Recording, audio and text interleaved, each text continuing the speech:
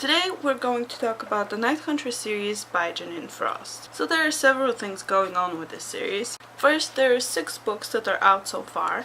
They are Halfway to the Grave, One Foot in the Grave, At Grave's End, Destined for an Early Grave, This Side of the Grave, and One Grave at a Time. There's a 7th book called Up from the Grave that is coming out in a couple months, I believe early 2014, and I honestly can't wait because I absolutely love this series. So in the main series there's supposed to be, I think, 8 or 9 books, so once the next one comes out it will be just a little more until the end of the story, but even good things have to come to an end sometimes. And you may notice that I said main series. The reason for that is because there are 2, well, let's call them 2 kind of spin-off things happening. The first one is kind of the Night Huntress world, which includes 2 standalone books called First Drop of Crimson and Eternal Kiss of Darkness, and they include some of the side characters from the main story, but they're also happening in the same world. And then there is also kind of a spin-off series called Night Prince, which so far includes 2 books. The first one is Once Burned and the second one is Twice Tempted, that actually just came out in March of 2013. I believe this is supposed to be a trilogy, so there should be one more book coming in. There are also 5 stories, short stories, that are part of the main story that actually I have in anthologies, all of them, but they're also available in ebook format. The very first short story, it's called Reckoning, and you can find it in the Unbound anthology, and it is actually sort of a prequel to the whole entire series. The second one is called Happily Never After, and it can be found in the Weddings from Hell anthology. The next one is called Devil to Pay, and it can be found in the Four Dukes and a Devil anthology. Afterwards, there is a short story called One for the Money, and it can be found in the Magic Graves anthology, which I have on my Kindle. And it is basically the only story of the whole series that I have on my Kindle and not in a physical copy. And the last short story that is out so far is called Home for the Holidays, and it can be found in this The Bite Before Christmas anthology. Now, from all these names of books and whatever that I have been going through, you can probably guess that this is a fantasy series. It is actually an adult fantasy series, and have I mentioned how much I love it? It is probably currently one of my favorite adult fantasy series that I have. Actually, I don't have quite a lot of them, but this one is at the very top, I can tell you that.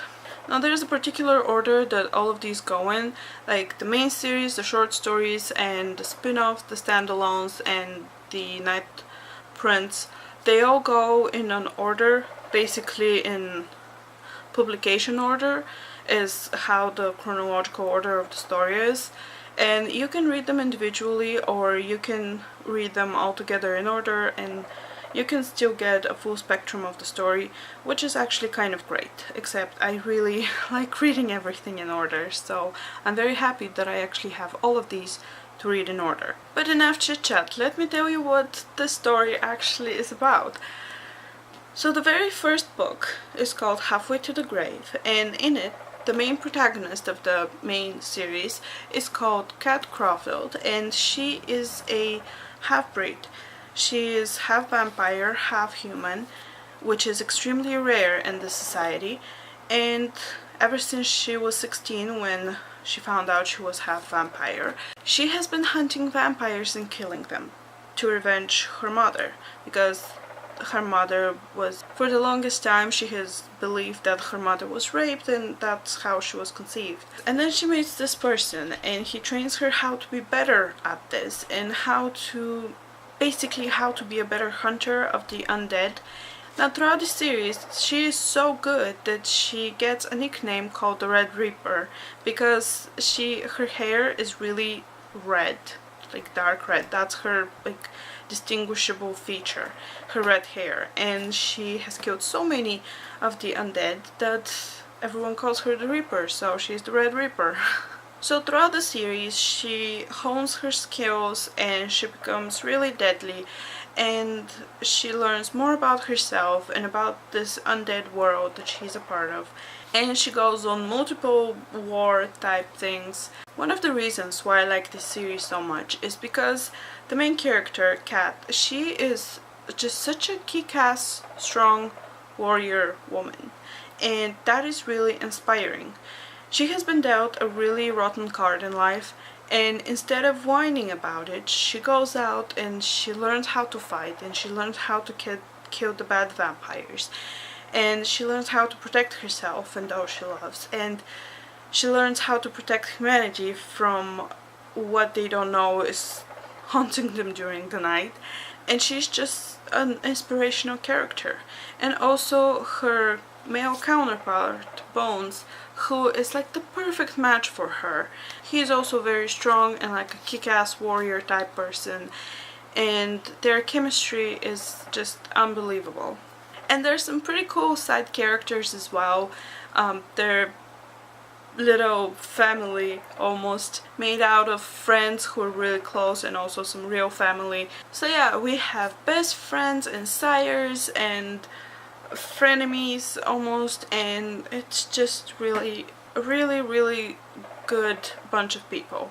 So if I could be a vampire, and believe me, I have read a whole lot of different stuff about vampires, different series that have had vampires and different worlds with vampires and whatnot. So if I could be a vampire, and if I could pick what kind of vampire to be, I would choose to be a Jeaniene Frost vampire. There are several reasons for that. The first one is they don't need to kill in order to live, because basically they just need a little bit of blood and the person doesn't die. Their fangs are not poisonous. So in fact, their fangs have endorphins in them, so it's actually pleasurable for the human to be drunk from. I mean, it can also be made painful, but that's only if the vampire is super sadistic. Another thing is they can go out during the day. They're not like, they don't burn in the sun. Well, they burn easier. Like they I mean, they have a slight aversion to the sun, but it's not like they can't never go out in the sun. It's like, put on some sunscreen and you'll be fine kind of thing. Also, they heal very well. Like if you cut them and they heal. There are only a couple ways that you can kill them. First, silver through the heart, and you actually have to twist it, so it's not that easy. Decapitation, which, I mean, let's face it, not a lot of people would come back from decapitation. And yeah, that's pretty much it. How you can kill a vampire, it's pretty much a silver through the heart or decapitation, because any other limb, if you cut it off, it would just grow back. Granted, it would be painful, but it would grow back. Another thing is, the older they get, the more powers they get, the stronger they get. Of course, they have to actually hone those skills in order to get stronger, but there's that potential there to becoming something even more than what you already are. Another thing is they can, like, their fangs are not always out.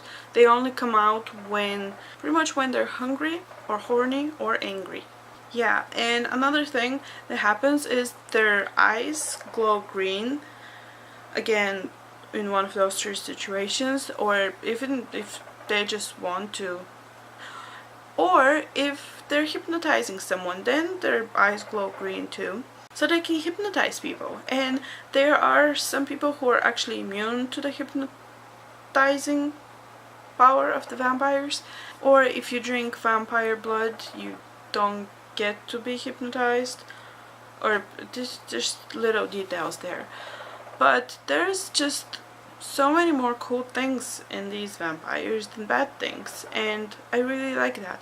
Also, they're not ugly or like corpse-like or gross or smelly or whatever, and they don't instantly turn gorgeous when they're turned. They just pretty much keep their appearance, except they're a little paler than their normal human selves were.